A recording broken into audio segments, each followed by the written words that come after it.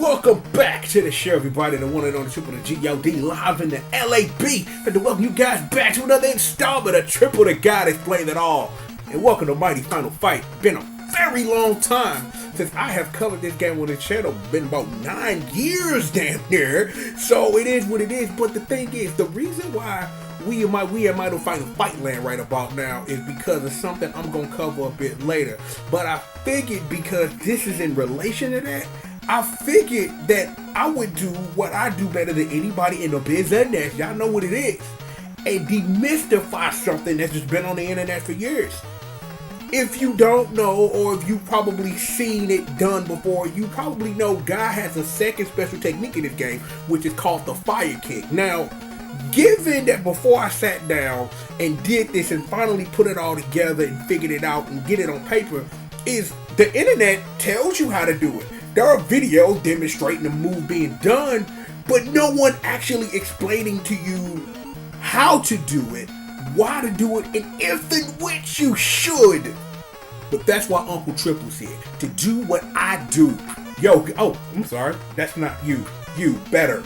Look, hey, yo, guys, you ready to get to work, big homie? Indeed, let's do it. Shuriken.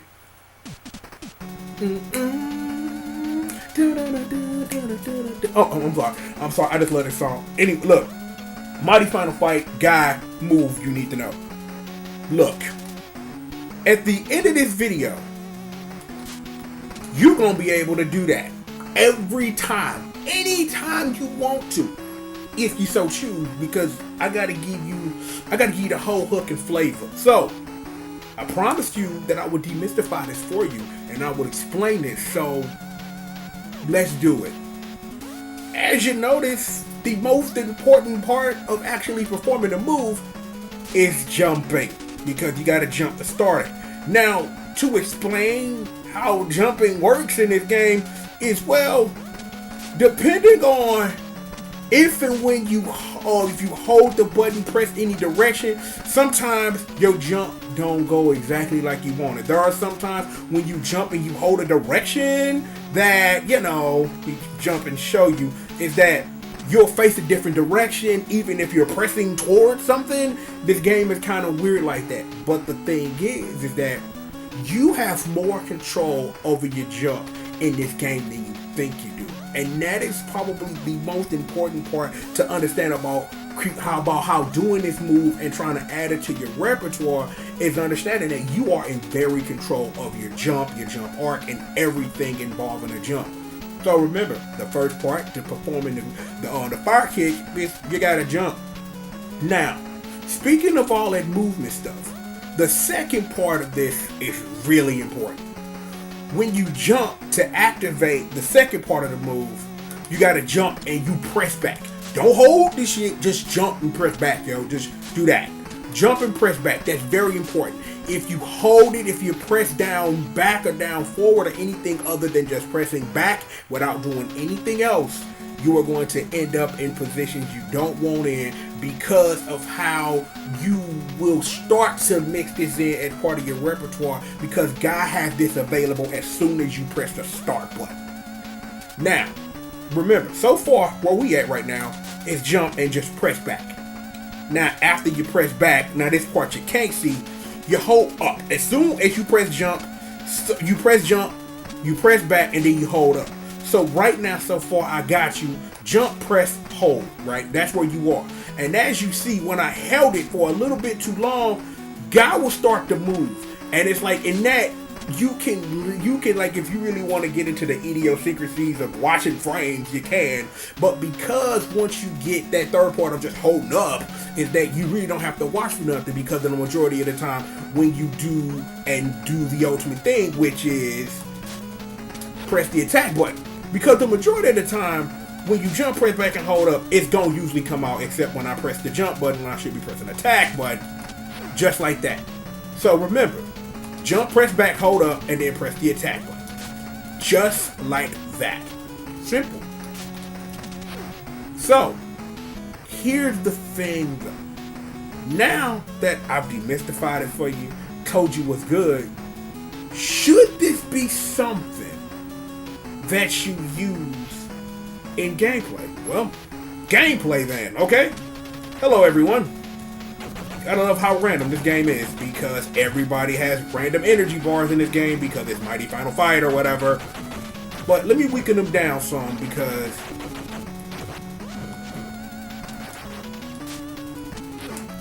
see, here's the thing. I think, no, wait, I ain't went to the trigger, so it's not gonna happen yet. But notice, guy earns 4 experience points for each kill that he lands when doing a fire kick. Think about it this way, because I explained this in this video 10 years ago, but I'm gonna do it for you now just to run it down, just in the demystification of this game and experience points, right? When guy reaches level 4, he learns the move which I've dubbed the twin break kick, right? Where you do it and then you press the attack, and it's like the first hit of that earns you 4 experience, but the second one does 5. In a universal standard, when we talking about, well, actually, you know what, it is a universal standard now that I think about it, is every character in this game can earn 6 experience points if, and I mean if, you kill them with the 3rd strike of either a knee bash from Guy or Cody or the 3rd headbutt from Hagar. The thing that gets kind of crazy is this. When we talk about Cody in this instance, is that in most normal instances, you'll be earning like most of his experience until the end of the game safely by either ending killing people with finishers, which is his uppercut finisher, or if you do it over a shoulder scroll in that instance, or if you do the either kind of knee bash, because first 2 hits of the knee bash get you 4 experience and the 3rd one is 6. So even in that, you can do whatever. The thing is, as much as I love the tornado sweep, and I love to call it the Guess Who Could 10 show, because that's what I called it 10 years ago, and it's still that right now, is doing the tornado sweep is very, very unsafe, because he sits there and he has to charge it. So unless you sitting up here planning it after a knockdown to finish him with that, you have safer and better options to do stuff with in that instance, right? So, in all of that though, the thing that kind of sort of breaks this apart a little bit is the Macho Man himself, Mike Hagar.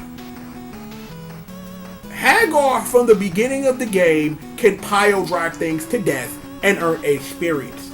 The thing is, in trade of having something that gives him 8 experience every time he puts somebody's head between his legs and slams them into the ground, is, well, it takes him a whole lot more experience points to get from level 4, where he starts at, to level 6 than it does for either Cody or Guy, because Guy gets to level 6 the fastest, Cody is in the middle, and Hagar takes a long time to get there. But if you playing the game correctly with any one of these characters, you could probably, because with Guy or Cody, you could get to level 4 by the end of stage 2. If you never take a hit, and if you pick up every apple and every piece of chicken you see, you can get to level 4 by the end of stage 2. Like hell, if you play really good, you could be at level 3 by the end of stage 1. If you are that good at the video game, and also if luck's with you a little bit, especially when all those barrels start running around and you get nothing but food and experience and stuff like that, that this game is weird with luck and things like that. Random number Jesus, may he be praised. So, the thing is, and this is important, that now that you know this information, and I'm giving you all this, is this a move you should use? With practice, it is a move that does a lot of damage, that you can do a lot of work with it, but because of the way that this game works, the enemies, because of how they do, are not going to give you a lot of time to do much of anything, to be honest, because the game is just that crazy. But know that at least at a minimum, you gain something new from this, because I learned about this move a couple of years ago. I didn't know about this move when I reviewed this game 10 years ago. I'm like, it was on the internet. I probably glossed over because nobody knew anything about it. But given that, you know, it's on the internet and it's like no one explained how the move works in simple terms, that's why I did it. You know what I'm saying? Something was like, yo, you know how to do this now, and the internet ain't giving the streets or nothing, give it to them. And now you got it.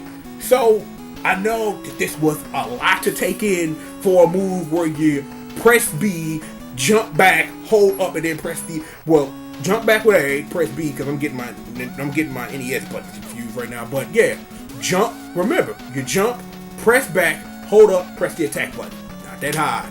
Once you set up her, just start the game and just practice it, and it'll become a part of your natural repertoire in no time. Because the one other thing that, because I just wanted to demonstrate to show you how much experience it earns and things like that, is that you will be some instances where guy gonna have to jump back to get away, but because that move is that good, he can advance and do a lot of damage. So I wouldn't sit up here and I wouldn't fish for just sitting up here doing fire kicks all day long. But if you get the opportunity and you jumping back, just jump back the way you're supposed to, hold up and press that attack button and do a whole bunch of damage going forward, because it's a perfect way to advance, at least in a combat situation.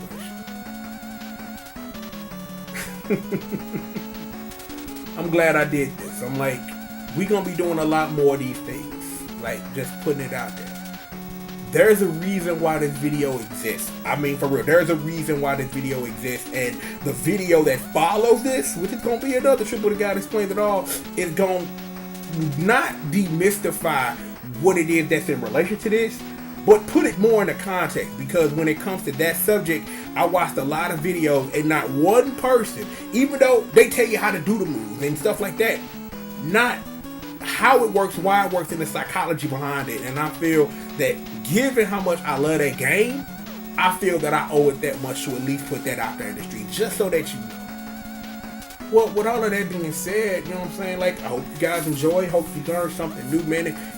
Feel good, man. It's been a while, man, since I've been in Professor Triple mode. But yo, I hope you learned something. But as usual, as I always ask you, man, sit back, relax, and stay tuned.